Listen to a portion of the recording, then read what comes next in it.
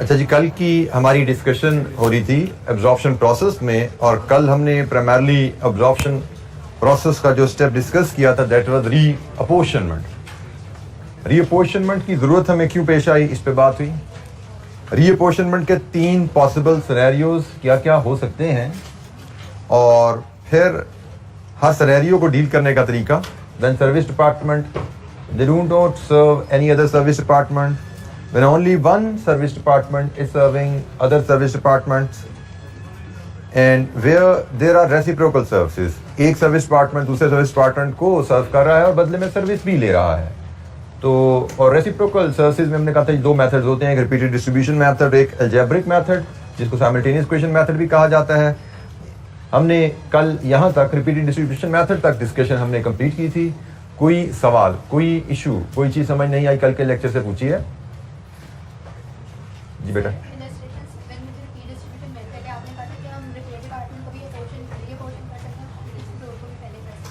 हमने कहा था हम जिस मर्जी सीक्वेंस में रीडिस्ट्रीब्यूशन स्टार्ट कर लें, जी बिल्कुल, हमने रिपेयर को कर लें, कुछ कर लें,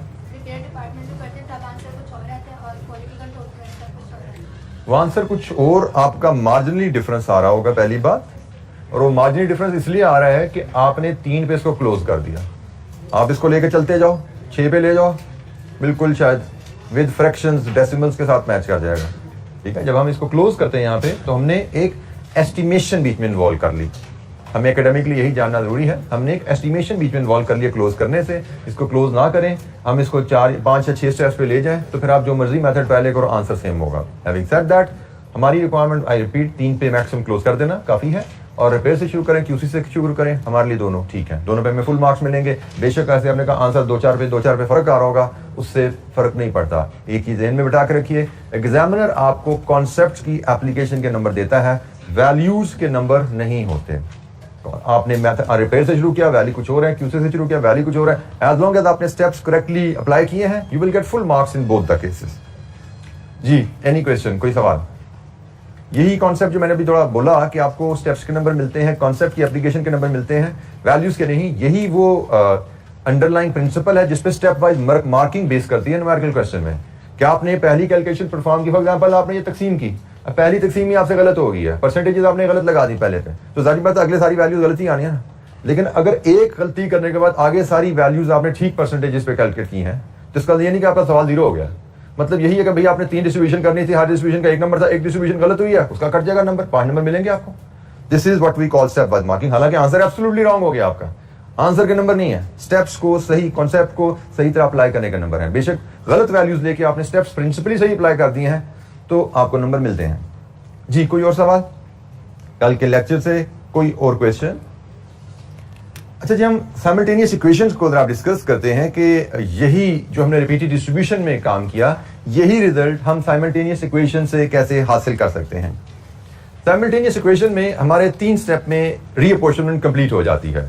वो जो रिपीटेड डिस्ट्रीब्यूशन मेथड बिल्कुल स्ट्रेट फॉरवर्ड सिंपल था, बस थोड़ा लेबोरियस था। तो यहाँ पे जरा लेबोरियस काम खत्म होता है, अलजेब्रे की मदद से हम इसको हल करते हैं।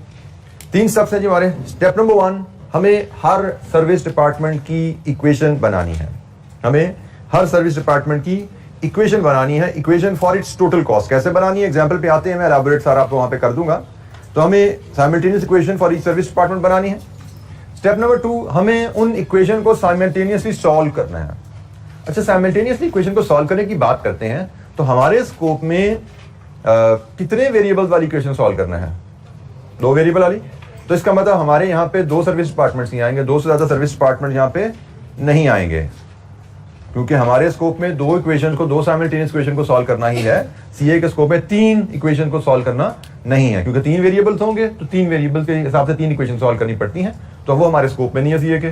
तो हमारे यहाँ पे चूंकि 2 इक्वेशन सॉल्व करना है, इसलिए हमें 2 सर्विस डिपार्टमेंट ही दिए जाएंगे, इससे ज्यादा हमें डिपार्टमेंट दिए नहीं जाएंगे इस केस में। अच्छा जी, हमने स्टेप नंबर 2 में साइमल्टेनियस इक्वेशन सॉल्व करेंगे और स्टेप नंबर 3 में रीअपोर्शनमेंट करते हैं। तो ये स्टेप्स 3 स्टेप्स हैं जी। स्टेप नंबर 1, इक्वेशन बनाए हर सर्विस डिपार्टमेंट की। स्टेप नंबर 2, 2 सर्विस डिपार्टमेंट होंगे, 2 की इक्वेशन है, इन दोनों को सॉल्व करें फॉर वैल्यूज। जो भी एक्स वाई वैल्यूज आएंगी वो वैल्यूज क्या हैं, मुझे लगता है वो हम एग्जांपल देखेंगे, उसी से हमें ज्यादा समझ आएगी। और आखिरी स्टेप में सिर्फ रीअपोर्शनमेंट का एक कैलकुलेशन परफॉर्म होती है। रिपीटेड डिस्ट्रीब्यूशन मेथड में तो हमने 3 दफा रीअपोर्शनमेंट की थी, यहाँ पे सिर्फ 1 दफा रीअपोर्शनमेंट करते हैं और हमारी रीअपोर्शनमेंट कंप्लीट हो जाती है। इलस्ट्रेशन 8 हम देखते हैं और उसमें हम साइमल्टेनियस इक्वेशंस को कैसे अप्लाई करने हैं वो हम डिटेल में डिस्कस करेंगे। इलस्ट्रेशन 8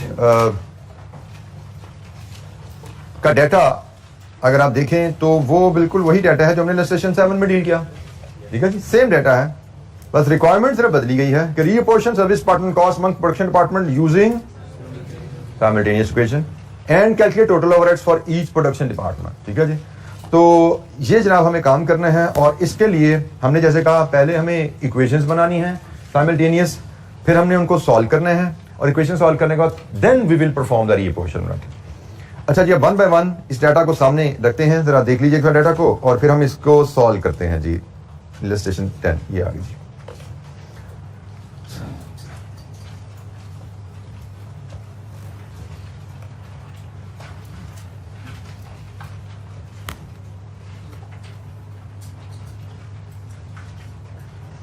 अच्छा जी, सबसे पहले हमने सर्विस डिपार्टमेंट्स की इक्वेशन बनानी है। हमारे पास 2 सर्विस डिपार्टमेंट है, एक रिपेयर्स है, एक क्यूसी है।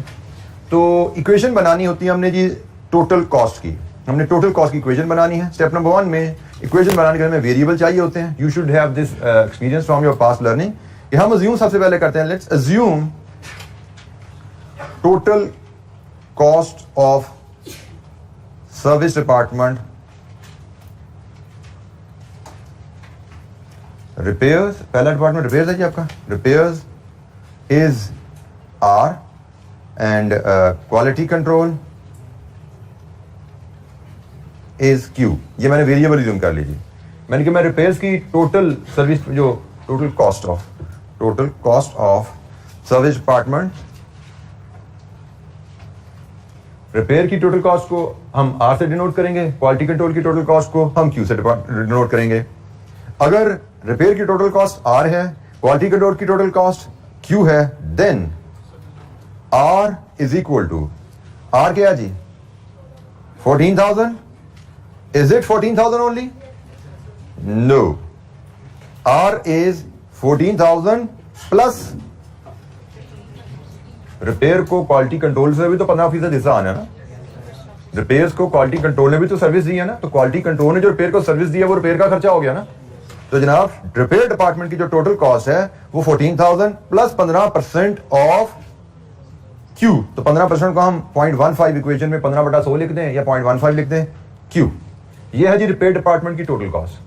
14,000 इसकी अपनी cost plus share from other department. So एक सर्विस डिपार्टमेंट की रेसिप्रोकल सर्विसेज केस में एक सर्विस डिपार्टमेंट की टोटल कॉस्ट क्या होती है, उसकी अपनी cost plus share from other service department. ठीक हो गया, तो याद रखिएगा अपनी cost plus share from other service department. जब भी हम ये कहते हैं कि भाई total cost of a service department,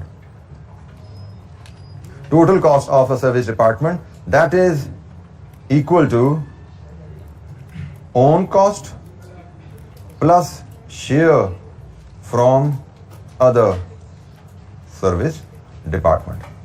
ये बात याद रखिएगा, total cost of a service department से क्या मुराद है। इसी तरह हम क्वालिटी कंट्रोल डिपार्टमेंट की भी टोटल कॉस्ट मेजर करते हैं। क्वालिटी कंट्रोल डिपार्टमेंट की टोटल कॉस्ट क्या है जी 16,000 plus 30% of repairs.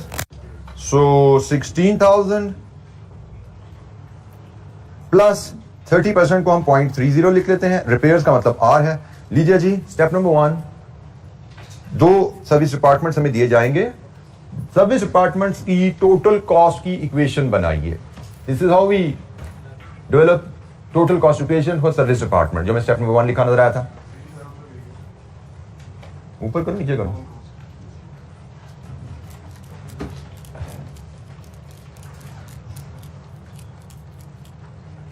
Total cost of a service department is equal to own cost plus share from other service department. जी, equation की construction पहला स्टेप हो गया। दूसरा स्टेप है जी इक्वेशन को सॉल्व करना। तो इक्वेशन को सॉल्व करने के लिए हम इसको नंबर दे देते हैं जी। ये इक्वेशन नंबर 1 है, ये इक्वेशन नंबर 2 है।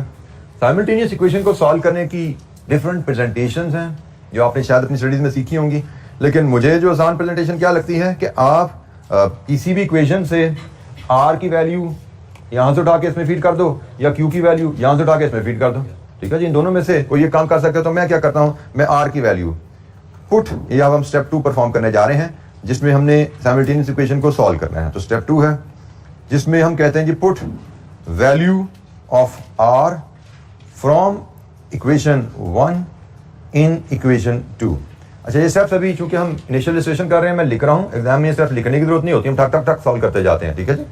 तो ये जनाब हम दूसरा स्टेप में हम क्या करेंगे, फिर क्या होगा, Q is equal to 16,000 plus 0.30 1000 plus 0.15 Q।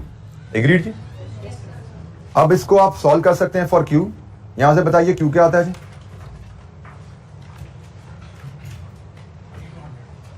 $4,200। Q is 764 जी जनाब। ये हमारे पास Q की वैल्यू आई। हर स्टूडेंट ये वैल्यूज कैलकुलेट करके देख ले। मैं एक चीज यहाँ पे क्लियर कर दूं, बात ये कैलकुलेशन जाहिर बात हमने कहीं अपनी मैट्रिक इंटर में कहीं सीखी होती है बातें, फिर हमने QM में भी पढ़ी होती है, हमें लगता है ये तो मसला ही कोई नहीं है। तो हमें जो बेसिक कैलकुलेशन है वो कोई ना मसला जानते हुए हम कभी हाथ से गुजारते नहीं है, छोड़ते जाते हैं तो बस ठीक है यहाँ तक हो गया, आगे तो हो जाएगा, आंसर से देख लो क्या आ रहा है। एग्जाम में जाते हैं तो यहाँ पे जाके फंस जाते हैं, हम बेसिक से भूल चुके होते हैं क्योंकि इस तरह की कैलकुलेशन को सॉल्व किया 1.5 साल हो चुका होता है, वहां पे हमारे हाथ से ये चीजें गुजरती नहीं है। तो कभी भी बेसिक से बेसिक कैलकुलेशन को आसान तरीन समझ के छोड़िए ना। ठीक है, हर आप सवाल में अगर आपको करने को दिल नहीं चाह रहा तो 5 सवालों में से 2 या 3 में कर लिया करो, 2 या 3 में स्किप कर लिया करो। ठीक है, ये तो basic calculation I have command over this, लेकिन पहले इंश्योर करो you have command over this. इसलिए नहीं कि 2 साल पहले हो जाती तो अब भी हो जाएगी, मुझे जरूरत नहीं इसको देखने की। हाँ, परसों की थी, आज भी हो जाएगी, कोई मसला नहीं, आगे चले। इससे मैं पता लग रहा है कि नहीं होती। 2151 मतलब इसका मतलब आपको इक्वेशन सॉल्व करनी नहीं आती। मैं क्या कहना चाह रहे हो यार, मैं तो समझ आता मैं मजाक कर रहा हूँ, आपको मशवरा दे रहा हूँ तो आप साबित कर रहे हो कि भाई मसला यही है।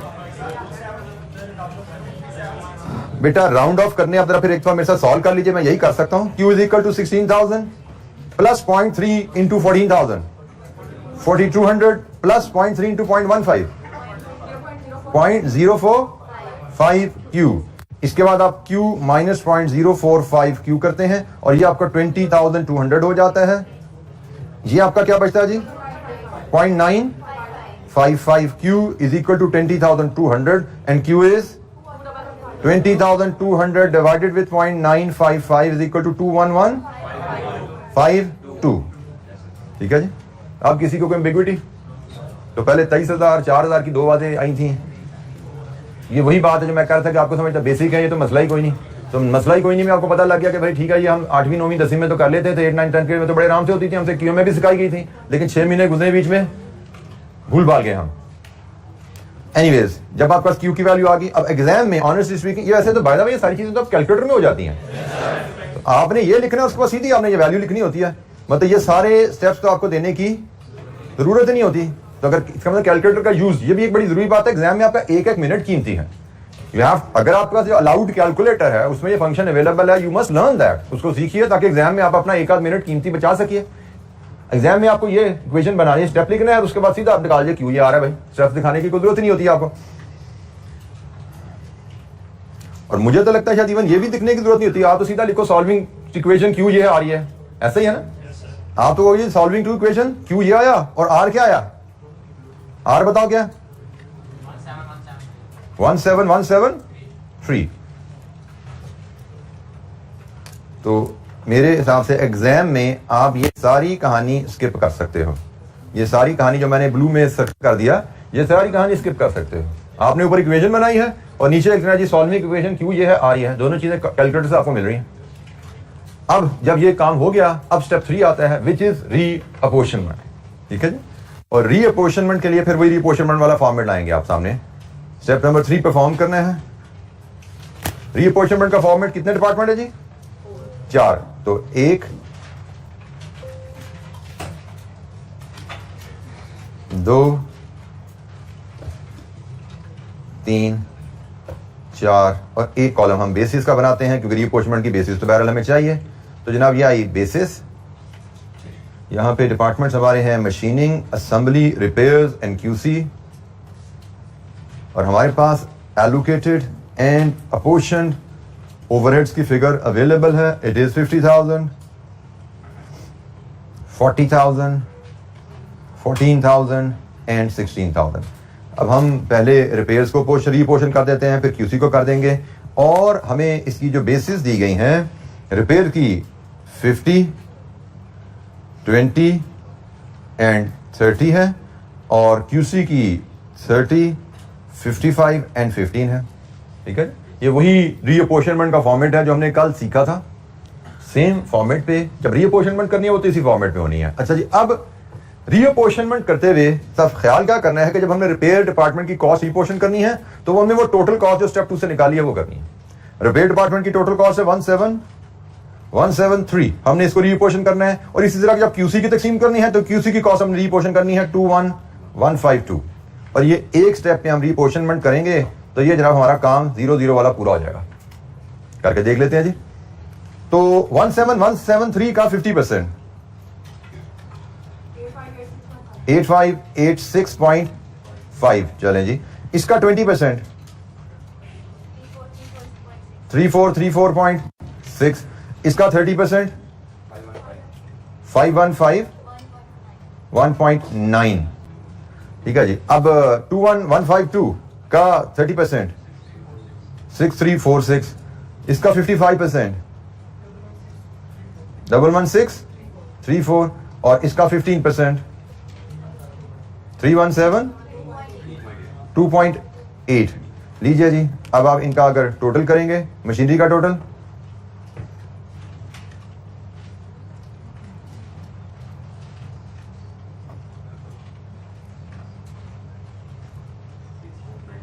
$649,32.5। असेंबली का टोटल, रिपेयर्स का total should be approximately 0, this should be approximately 0। हमने अगर राउंडिंग ऑफ यहां पे की होती, हमने राउंडिंग ऑफ नहीं की, मैंने इंटेंशनली फर्स्ट एग्जांपल थी मैंने नहीं की, लेकिन जनरली हम इसको राउंड ऑफ कर देते हैं। अगर हमने राउंडिंग ऑफ की होती तो ये एग्जैक्टली ये हमारा 0 में मैच हो जाता। उसकी वजह यह है कि शायद यहाँ पे भी कहीं पे राउंडिंग ऑफ हुई होती है, जब आपने ये वैल्यूज भी कैलकुलेट की होती हैं तो मे भी यहाँ पे भी कहीं थोड़ी बहुत राउंडिंग ऑफ हुई होती है, तो राउंडिंग ऑफ डिफरेंस आपका नजर आ रहा है, अदरवाइज ये 0 है। और जब इन आंसर्स को कंपेयर करोगे आप जो आपने किए थे पिछली एग्जाम्पल में, कल हमने की थी ना रिपीटेड डिस्ट्रीब्यूशन मेथड, उसके आंसर बोलो जरा क्या था। इलस्ट्रेशन नंबर 7 से आंसर क्या हमने निकाले थे, 64930 एंड 070। आप देख सकते हैं these answer are almost same. थोड़ा सा ये 1-2 रुपए का जो फर्क आ रहा है वो इसलिए आ रहा है कि हमने तीसरे स्टेप के बाद लाइन लगा दी थी। अगर हम 5वें स्टेप पे चले जाते तो एग्जैक्टली सेम आंसर आ जाते जो अलजेब्रिक मेथड से आए हैं। रिपीटेड डिस्ट्रीब्यूशन मेथड और algebraic method technically exactly same answer देते हैं, लेकिन हमें देखने में जो फर्क नजर आ रहा है वो सिर्फ इसलिए है कि हमने रिपीटेड डिस्ट्रीब्यूशन मेथड में सिर्फ 3 डिस्ट्रीब्यूशन परफॉर्म की थी, और आखिर में जब लाइन खींची तो एक एस्टिमेशन का एलिमेंट आ जाता है। वो अगर लाइन ना ड्रॉ करते हम 4थी 5वीं डिस्ट्रीब्यूशन पे जाते तो ये फर्क तकरीबन नेग्लिजिबल हो जाता, आंसर एग्जैक्टली सेम होते। बट अगेन हमारा स्कोप ये नहीं है कि आंसर हम मैच करवाते रहे, हमें पता होना चाहिए रिपीटेड डिस्ट्रीब्यूशन कैसे परफॉर्म करते हैं, 3 डिस्ट्रीब्यूशन के बाद कहानी खत्म करनी है, साइमल्टेनियस इक्वेशन कैसे परफॉर्म करते हैं, उसके आंसर कैसे लेने हैं, और हमें एकेडमिकली पता होना चाहिए they both method they give same answer. If the answers we are getting are different, that is because of the curtailment of repeated distribution method up to 3 steps. ये हमें थ्योरेटिकली नॉलेज होना चाहिए, practically बराबर कराना इनका हमारे लिए जरूरी नहीं है जी। जनाब एनी क्वेश्चन, साइमल्टेनियस इक्वेशन से हमने जो रीअपोर्शनमेंट परफॉर्म की, कोई सवाल? अच्छा, जब हम थोड़ी सी रिपीट एक्टिविटी करते हैं, नेक्स्ट जो इलस्ट्रेशन हमारे पास है,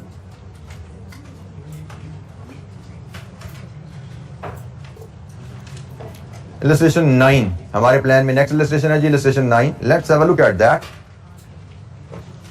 requirement, reapportion service department cost amongst production department using simultaneous equation method, calculate total overhead. Same requirement ji।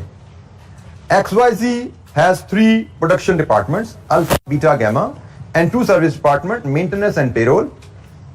Following table shows how costs have been allocated and the relative usage of each service department by other departments.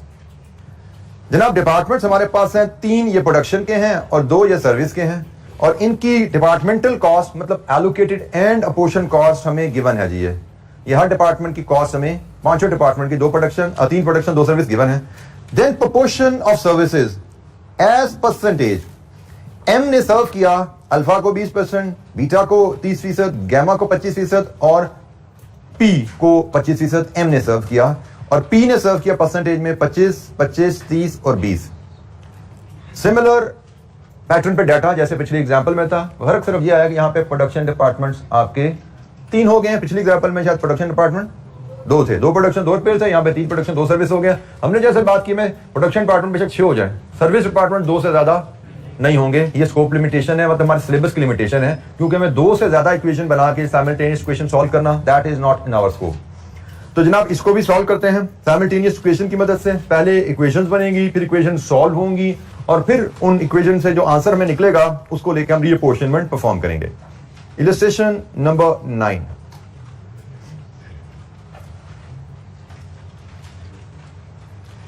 सबसे पहले हम equation बनाने के लिए जाते हैं।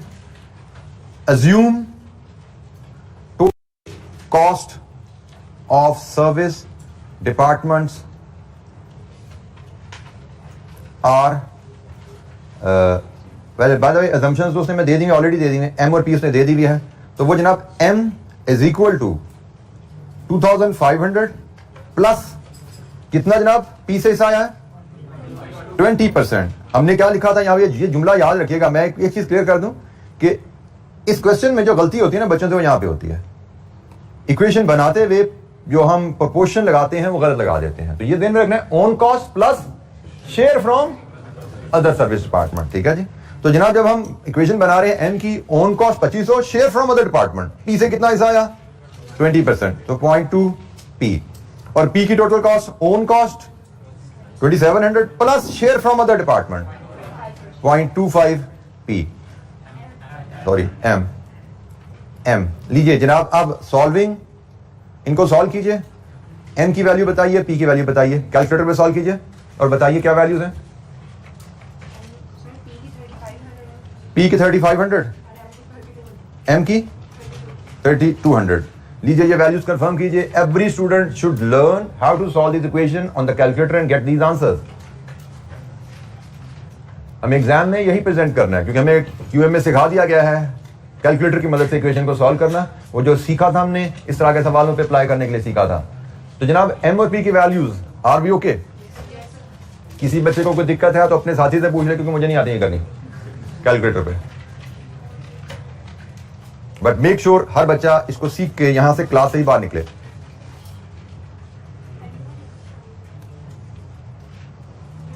इसके बाद बारी आती है रीअपोर्शनमेंट की, और रीअपोर्शनमेंट के लिए हम बनाते हैं 2 service department, 1, 2, 3 production department,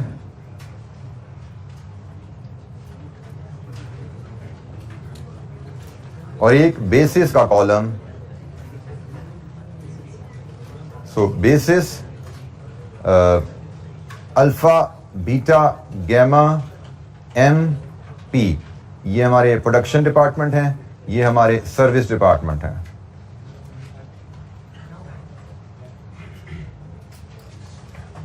allocated and apportioned overheads की फिगर जो हमें दी गई हैं 3000, 4000, 2000, 2500 एंड 2700। और हमने रीअपोर्शनमेंट करनी है तो पहले हम एम की कर देते हैं, फिर पी की कर देते हैं। और बेसिस हमें गिवन है 20, एम की 20, 30, 25 एंड 25, और पी की बेसिस हमें गिवन है 25, 25, 30 एंड लास्ट 20। ये सारी परसेंटेजेस हैं, क्योंकि टोटल 100 बन रहा है, 100 इससे हो रहे हैं तो ये परसेंटेज हैं। अब हमने रीअपोर्शनमेंट करनी है, और यहां पे हमने बात की थी एम की जो कॉस्ट हमने रीअपोर्शन करनी है वो 3200 है। एम की कॉस्ट जो हम तकसीम करेंगे वो 3200 है, और पी की कॉस्ट जो हम तकसीम करेंगे वो 3500 है। लीजिए जी ये कॉस्ट हमने लिखी है जो हमने साइमल्टेनियस इक्वेशन से सॉल्व करके निकाली थी। कॉलम में वैल्यू 2500 है बट तकसीम 3200 करनी है, कॉलम में वैल्यू 2700 है बट तकसीम 3500 करनी है, जो हमने इक्वेशन को सॉल्व करके निकाली हुई है। लीजिए जनाब इनको सॉल्व करते हैं, अप्लाई करते हैं। 3200 का 20%, 640, 30%, 25%, 800 एंड 800। 3500 का 25%, 875, 875, 30%, 1050 एंड 20%, 700। लीजिए जनाब इन सब का टोटल करेंगे तो ये भी 0 होना है, ये भी 0 होना है। टोटल करके देख सकते हैं। अल्फा का टोटल बताइए। 41, 4515 जी। बीटा का टोटल 5835, गैमा का टोटल 3850। लीजिए जी, दैट्स इट। तो यही सवाल, यही काम रेसिप्रोकल सब्सटेंस का रिपीटेड डिस्ट्रीब्यूशन से भी होता है, which is laborious.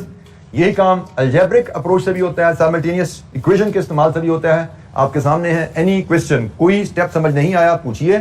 Simultaneous equation से डील करते हुए स्टेप नंबर 1, हम हर सर्विस डिपार्टमेंट की इक्वेशन बनाते हैं, सर्विस डिपार्टमेंट की टोटल कॉस्ट की इक्वेशन बनाते हैं।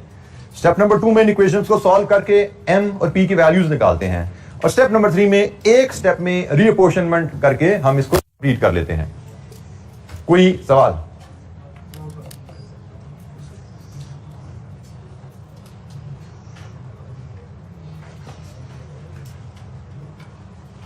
अच्छा जी, इलस्ट्रेशन 10 आपकी होम असाइनमेंट रहेगी। हम इलस्ट्रेशन 11 को देखते हैं, लेकिन ये इलस्ट्रेशन 11 भी मैं इसको क्लास असाइनमेंट के तौर पे देखूंगा, ठीक है जी। मतलब I want you to attempt it. थोड़ा सा तसल्ली से इसको जरा करना पड़ेगा, क्योंकि इसमें डाटा तो सेम है लेकिन उसकी प्रेजेंटेशन सिर्फ बदली है। डाटा की प्रेजेंटेशन थोड़ी घुमा दी गई है, चीजें वही हैं सारी जो पिछले एग्जांपल में हमने देखी हैं। रिक्वायरमेंट आपकी है जी, reapportion, same requirement, reapportion service department cost amongst the production department using simultaneous equation method and calculate total overhead cost for each department। अब यहां पे जनरली मेरी ऑब्जर्वेशन है, जब मैं क्लास असाइनमेंट में देता हूं, इक्वेशन बनाने अर्ज की मेन काम तो इक्वेशन बनाना, इक्वेशन बन गई तो आगे तो मसला हल हो जाता है। तो जनरली 90% बच्चे इक्वेशन नहीं बना पाते यहाँ पे, ये मेरा एक्सपीरियंस है। लेट्स सी आप इस एक्सपीरियंस को गलत साबित करते हैं कि नहीं करते हैं। 90% बच्चों से इसकी इक्वेशन नहीं बनती, गलत बनती हैं, मतलब गलत बनाते हैं। तो देखते हैं आप लोगों का रिजल्ट क्या रहता है। अभी हम मार्किंग कर लेंगे आप लोगों की। तो पढ़िए जरा इलस्ट्रेशन 11 को और इसकी इक्वेशंस बनाइए। पहले स्टेप में इक्वेशन बना के मुझसे शेयर करेंगे, इसके बाद आगे चलेंगे हम।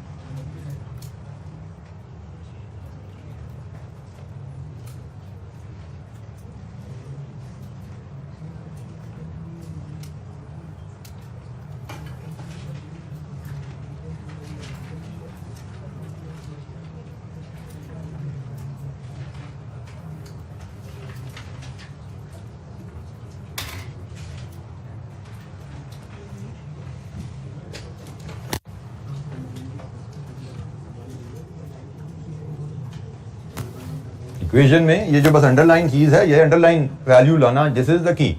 तो जनाब कर पाए कोई? m is equal to 18,600 plus 0.1 c जी। स्टूडेंट कह रहे जी 0.1 c। Do we have any other option? 0.2 any other option? नहीं, दो ऑप्शन है जी सर हमारे पास। अच्छा जी, अब c की क्या कहानी है? 6600 प्लस 0.19। कोई और ऑप्शन है? 0.4 अच्छा सॉरी 1.2 5.2 मतलब एम का खर्चा अपना खर्चा 4 रुपये 100 रुपये है, आप उसका 500 4 आप किसी को तो देना चाह रहे हो। सी का बता मुझे ये इक्वेशन बता, किस इक्वेशन की बात कर रहे हो? इसकी बात कर रहे हो? मैं सिर्फ ये वैल्यू पूछ रहा हूँ, यहाँ पे क्या आना है भाई, इधर क्या आना है ये बोल दो आप। इधर क्या आता है आपके हिसाब से? 0.1 है, ठीक है। यहाँ पे क्या आता है आपके हिसाब से? 0.052। जी जनाब, और किसी के पास कोई और ऑप्शन है मार्केट में? जी बेटा चेंज कर दो परसेंट, इसको ऊपर ले जाओ, उसको नीचे ले जाओ। देखा आप कितने इंटरेस्टिंग केसेस मान रहे हैं यहाँ पे। 0.19 और 0.1 लीजिए जी, ये एक और केस आ गया, लीजिए जी। और बोलिए जी, और किसी ने कुछ कहना है जी? आप भी कुछ कहना चाह रहे हैं? आप कह रहे हैं कि ये ठीक है जो लिखा हुआ है? अच्छा यही करना जो कर दिया जी। और जी 0 आना मतलब m 0, मतलब आप कह रहे हैं कि यहाँ पे 0.1 आएगा, यहाँ पे 0 आएगा। चले ठीक हो गया जी, गुड हो गया। तो अब आपने देखा कि इसका मतलब मेरा अंदाजा ठीक था कि 90% बच्चे शायद ये इक्वेशन नहीं बना पाते। अब हालांकि है इसमें कुछ नहीं, एटलीस्ट कैंटीन अगर हम कहें इसमें तो कुछ ये जो कहानी है किस डिपार्टमेंट की कहानी है जी? ये maintenance, sharing out of maintenance cost. तो मेंटेनेंस कॉस्ट की शेयरिंग में तो कोई दिक्कत ही नहीं थी। आपको बताया गया था कि किसी डिपार्टमेंट की टोटल कॉस्ट क्या होती है, उसकी अपनी cost plus share from other department. तो कैंटीन की टोटल कॉस्ट क्या होगी? कैंटीन की अपनी कॉस्ट प्लस कैंटीन को जो मेंटेनेंस डिपार्टमेंट ने सर्विस दी। यही बताया ना यहाँ पे कि मेंटेनेंस डिपार्टमेंट ने कैंटीन को 10% सर्विस दी है। तो ये जो कैंटीन की कहानी है वो तो है जी, आपकी कैंटीन की कहानी जो है वो तो ये है जी, अपनी कॉस्ट कैंटीन की प्लस 10% मेंटेनेंस ने भी इसको सर्विस दी है ना। मेंटेनेंस ने जो डिफरेंट डिपार्टमेंट को सर्विस दी है, कैंटीन को 10% सर्विस दी है। हेलो क्या हो गया पुत्र? मैंने ये जुमला जो है ना गोला लगाया था, किसी वजह से लगाया था। मैंने कहा था कभी दिक्कत हो ये गोला पढ़ लेना। ये क्या लगाया हुआ है, क्या लिखा हुआ है? Own cost plus share from other department. Canteen का अपना खर्चा प्लस कैंटीन को दूसरे डिपार्टमेंट जो सर्विस दी। तो कैंटीन के अलावा दूसरा डिपार्टमेंट कौन सा भाई? मेंटेनेंस। तो मेंटेनेंस ने कैंटीन को कितनी सर्विस दी, यह है कैंटीन की टोटल कॉस्ट। और वो लिखा हुआ है इस पैराग्राफ में कि मेंटेनेंस ने कैंटीन को कितनी सर्विस दी। जी बेटा बोलिए। तो नीचे वाले की बात बाद में आएगी बेटा, हम अभी फिलहाल डिस्कस कर रहे हैं कैंटीन डिपार्टमेंट की टोटल कॉस्ट। कैंटीन डिपार्टमेंट की टोटल कॉस्ट को डिस्कस कर रहे हैं। नीचे वाला टेबल भी रेलेवेंट है, बट वो मेंटेनेंस डिपार्टमेंट की कॉस्ट की इक्वेशन में रेलेवेंट है। यहां पे रेलेवेंट क्या है कि कैंटीन का अपना खर्चा कितना है, दोबारा देख लो, कैंटीन का अपना खर्चा कितना है? 6600 प्लस मेंटेनेंस ने इसको कितनी सर्विस दी है, तो मेंटेनेंस से इसको हिस्सा आना है। तो मेंटेनेंस का हिस्सा जो आएगा वो इस बेसिस पे आएगा। हमें बताया गया है मेंटेनेंस की कॉस्ट जो कैंटीन डिपार्टमेंट को चार्ज होगी वो मेंटेनेंस की कॉस्ट का 10% है। जी जनाब, वो सर सुट के लगे है, फिर बात नहीं कहना, बाहर जाकर सर ने समझाया नहीं, पता नहीं क्या कर देने सर। तो बेटा इधर देख, इधर देख के बता किस चीज से एग्री किया तूने, किस चीज से एग्री किया बता रहा मुझे। चलें गुड। तो ये यहां से एक और चीज बात आई जो मैंने कहा था सवाल को बार बार पढ़ना है।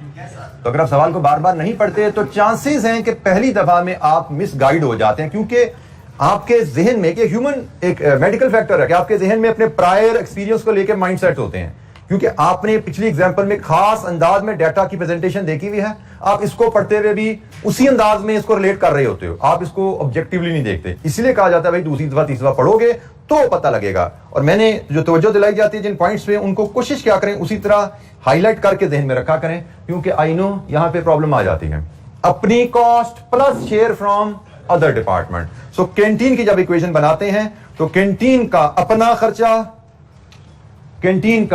खर्चा plus share from other department. Maintenance से कैंटीन को कितना हिस्सा आ रहा है? 10%। तो ये कहानी हमारी क्लोज हुई। ठीक है जी, ये हमारी इक्वेशन ओके हो गई है। और इसमें हमारे पास डिफरेंट ऑप्शन थी, ठीक ऑप्शन भी बच्चों ने बताई थी, लेकिन गलतियां ज्यादा थी, ठीक एक थी। मतलब आप देख सकते हैं, मैंने अगर 1 2 3 4 5 आंसर लिखे थे, 5 में से 1 आंसर ठीक था, 5 में से 4 आंसर गलत थे। तो ये एक सैंपल बेसिस पे देखें तो 80% बच्चों के जवाब गलत है, सैंपल भी लगाया, तो ट्रू सैंपल नहीं था, लेकिन बहरहाल ये कहानी थी। ये तो होगी कैंटीन की इक्वेशन। अब आए मेंटेनेंस की इक्वेशन पे, वहां पे भी यही बात है जी, अपना खर्चा प्लस शेयर फ्रॉम कैंटीन। तो कैंटीन ने जो शेयर दिया उसकी कहानी ये आ रही है जी, ये कैंटीन के शेयर की कहानी है। हमें कहा गया है कि कैंटीन डिपार्टमेंट की जो कॉस्ट है वो रीअपोर्शन होनी है on the basis of number of employees in the other 3 department. अगर सवाल ध्यान से पढ़ा तो यहां पर उसने क्लियरली बताया हुआ है कैंटीन की कॉस्ट तकसीम होनी है on the basis of employees in the other 3 department, मतलब कैंटीन के एम्प्लॉइज को शामिल नहीं करना इस वर्किंग में। क्वेश्चन में बताया हुआ है, अगर उसने ना भी बताया होता तो ये क्लियर है कि हमने भाई कैंटीन की कॉस्ट को बाकी डिपार्टमेंट में तकसीम करना है, कैंटीन की कॉस्ट को अपने पास लेकर नहीं बैठना, कैंटीन की कॉस्ट को बाकी डिपार्टमेंट में तकसीम करना है। तो कैंटीन के एम्प्लॉइज वैसे ही यहां पे हमने इग्नोर करने होते हैं, लेकिन इस क्वेश्चन में उसने क्लियरली बता दिया ना कि भाई बाकी 3 डिपार्टमेंट के एम्प्लॉइज की रेशियो में, अब ये परसेंटेजेस नहीं है, अब ये रेशियो आ गई है। तो टोटल कितने एम्प्लॉइज हैं? 50 में से मेंटेनेंस के पास कितने हैं? 10। तो 10/50 एम्प्लॉइज, टोटल एम्प्लॉइज में से 10 मेंटेनेंस के पास हैं, तो कितने, क्या वैल्यू बनी जी है? 10/50। तो 10/50 बनती है जी आपकी, 10/50 लिख दो या 0.2 लिख दो, एक ही बात है, ठीक है जी। तो 10/50 सी, या इसको आप 0.2 सी भी लिख सकते हो। तो यहां पे भी हमारे 5 जवाबों में से एक जवाब किसी बच्चे ने ठीक बोला था यहां पे। जी जनाब, एनी क्वेश्चन? सॉरी, मैंने कहा मेंटेनेंस डिपार्टमेंट की कॉस्ट, टोटल कॉस्ट हम जानना चाह रहे हैं। तो मेंटेनेंस डिपार्टमेंट की टोटल कॉस्ट क्या होगी? इसकी अपनी cost plus share from canteen department. Canteen की कॉस्ट में से शेयर, तो कैंटीन की कॉस्ट तो सी होती है, तो सी में से जो शेयर मिल रहे हैं वो नंबर ऑफ एम्प्लॉइज की बेसिस पे मिल रहे हैं। 3 डिपार्टमेंट्स के एम्प्लॉइज टोटल है 50, इसमें से मेंटेनेंस के पास है 10। तो 10/50 कैंटीन की कॉस्ट का जो 10/50 हिस्सा है वो मेंटेनेंस को चार्ज हो जाएगा। तो हमने मेंटेनेंस डिपार्टमेंट में 10/50 सी ऐड कर दिया।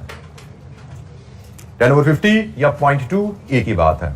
ये जब हमारी इक्वेशन बन गई है, असल चैलेंज इक्वेशन बनाने का ही है। मेजर मार्क्स अगर ये से 6 नंबर का सवाल होता है या 8 नंबर का सवाल होता है तो मुझे लगता है 8 नंबर में से आधे नंबर तो इक्वेशन पे ही निकल जाते हैं। इक्वेशन आपने सही बनाई है तो एग्जामिनर 4 मार्क्स आपको यहीं पे दे देता है, क्योंकि उसके बाद तो इक्वेशन सॉल्व करना कैलकुलेटर पे आपका फ्रैक्शन ऑफ अ मिनट का काम है, मे बी 5-10 सेकंड में आप इसका सोल्यूशन निकाल सकते हैं। उसके बाद रीअपोर्शनमेंट 2 कैलकुलेशन ही है ना, वो भी इतना लंबा काम नहीं है। असल जिसमें दिमाग थोड़ा सा इस्तेमाल होता है वो ये इक्वेशन बनाना है। इक्वेशन बनाने के लिए आपको सवाल तसल्ली से पढ़ना है, बार बार पढ़ना है, थोड़ा सा एक लम्बा पॉज लेकर सोचना है।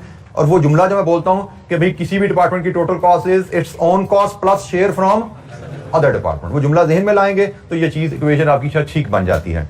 तो जनाब इसको सॉल्व करें, तो सॉल्विंग आगे चलते हैं। सॉल्विंग एम बताएं क्या है, सी क्या है? 20327 और सी 8633। लीजिए जी, इसको आप फाइनल कीजिए। मुझे रीअपोर्शनमेंट करने के बाद आप मुझे असेंबली और finishing after reapportionment total overheads बताइए क्या आते हैं इन 2 डिपार्टमेंट के। सर्विस डिपार्टमेंट के तो 0 हो जाने हैं जी, I am not interested in those.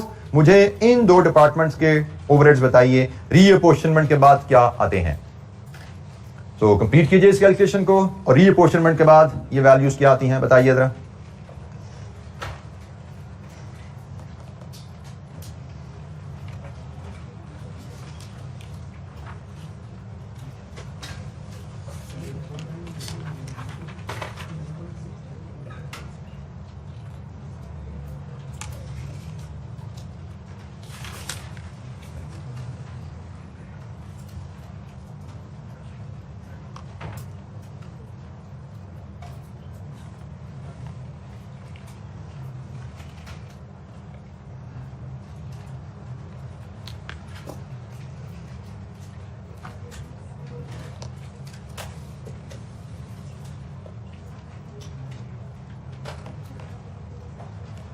जी जनाब, टोटल ओवरहेड्स क्या आ रहे हैं?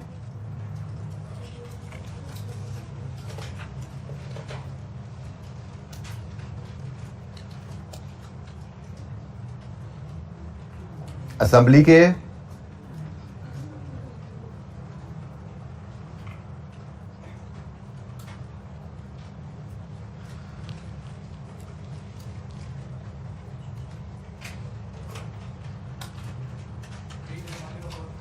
असेंबली के 30104 हैं जी, बिल्कुल ठीक है, और फिनिशिंग के 36418, बिल्कुल ठीक जी, these are the correct answers. Total overheads after reapportionment, service departments M और सी की कॉस्ट को जब हम रीअपोर्शन कर देते हैं तो असेंबली की कॉस्ट प्लस उसका शेयर में एम से प्लस उसका शेयर सी से, टोटल ये बनता है। फिनिशिंग की अपनी कॉस्ट प्लस उसका शेयर एम से प्लस उसका शेयर सी से, टोटल फिनिशिंग की कॉस्ट ये बनती है, और एम और सी की कॉस्ट 0 हो जाती है। जी कोई सवाल? जी बेटा जी अभी कर लेते हैं बात। जी बेटा, नंबर ऑफ एम्प्लॉय सवाल अगर आप ध्यान से पढ़ते हैं तो उसने आपको बताया हुआ है कि कैंटीन डिपार्टमेंट्स के जो ओवरहेड्स हैं are to be reapportioned on the basis of number employees in other 3 departments. पहली बात ये तो क्लियर है ना, कैंटीन डिपार्टमेंट की कॉस्ट में बाकी 3 डिपार्टमेंट में तकसीम होना है, इसमें तो कोई शक नहीं है। हमें कैंटीन डिपार्टमेंट की कॉस्ट को बाकी डिपार्टमेंट में किस बेसिस पे तकसीम करना है, वो बेसिस चाहिए, वो उसने यहां बता दिया कि number of employees in other 3 department इस रेशो में तकसीम कर दो। मतलब कैंटीन डिपार्टमेंट की कॉस्ट टोटल अदर 3 डिपार्टमेंट के एम्प्लॉइज 50 हैं, 15/50 असेंबली को डाल दो, 25/50 फिनिशिंग को डाल दो, और 10/50 मेंटेनेंस को डाल दो। अदर 3 डिपार्टमेंट्स में जो एम्प्लॉइज हैं उसकी रेशो में कैंटीन की कॉस्ट इन 3 डिपार्टमेंट में तकसीम कर दो। तो टोटल 50 एम्प्लॉइज हैं 3 डिपार्टमेंट में, 15/50 इसको, 25/50 इसको, और 10/50 मेंटेनेंस को। ये 3 एम्प्लॉइज की रेशियो में कॉस्ट तकसीम हो जाएगी कैंटीन की। तो हमने कैंटीन की जो तकसीम बनाई है, कैंटीन का खर्चा कितना था? कैंटीन का खर्चा 8633 था ना, तो 8633 इंटू 15/50 यहां आया है, और 633 इंटू 25/50 यहां पे ऐड किया हमने। ये है कैंटीन की तकसीम। और चलें मैं एम की तकसीम भी यहां बना देता हूं। एम है जी 2327, इसका 50% हिस्सा यहां आया है, और 2327 इसका 40% हिस्सा यहां पे आया है। और अपना खर्चा अगर देखें तो असेंबली का अपना खर्चा 17350 था, और इसका खर्चा 23970 था। तो जनाब इन 3 वैल्यूज को ऐड करें, this plus this plus this, in 3 values को ऐड करें तो जनाब ये आपके आंसर आ रहे हैं। ये मैंने वर्किंग भी आपके सामने शो कर दी, ये आपके आंसर्स कैसे आए हैं। बेटा 15/50 परसेंटेज होती है क्या? इंटू 100 कर दे तो आ जाएगी परसेंटेज। निकाल लो, परसेंटेज निकालनी है तो निकाल लो, कोई फर्क नहीं पड़ता। इंटू 100 करें या ना करें, 15/50 इंटू जैसे मैंने कैलकुलेट किया ऐसे कैलकुलेट कर लें, इंटू 100 परसेंटेज बना के परसेंटेज अप्लाई कर दें, कोई फर्क नहीं पड़ता। मैथमेटिक्स है, आंसर हमारा सेम आना चाहिए। 15/50 की जगह आप 30% भी यूज कर सकते हैं, ये 30% है। बेटा आप परसेंटेज लिखना चाहते हैं तो इसको 30% लिखेंगे, यहाँ पे 50% लिखेंगे। प्रोपोर्शन लिखना है तो 15/50 लिखते हैं, 25/50 लिखते हैं। ये प्रोपोर्शन है, परसेंटेज 30% 50% है। दोनों तरह से आंसर आपके सेम आने चाहिए, ठीक है, और दोनों तरह से प्रेजेंटेशन ओके है। जी बेटा, कैंटीन की कॉस्ट कैंटीन को चार्ज नहीं करोगे भाई। मकसद क्या रीअपोर्शनमेंट का, कि सर्विस डिपार्टमेंट की कॉस्ट को बाकी डिपार्टमेंट को जिसको इसने सर्विस दी है चार्ज करना। मैंने आपको शायद जुमला पढ़ते हुए बोला था, अगर उसने यहां पे ये जुमला ना लिखा होता, ये यहीं पे खत्म कर दिया होता, ये उसने जुमला इधर ही खत्म किया होता, ये लिखा ही ना होता, फिर भी हमने यही करना था, क्योंकि कैंटीन की कॉस्ट को हमने बाकी डिपार्टमेंट में तकसीम करना है। तो बाकी डिपार्टमेंट के एम्प्लॉइज लेने हैं, कैंटीन के एम्प्लॉइज नहीं लेने, ठीक है जी।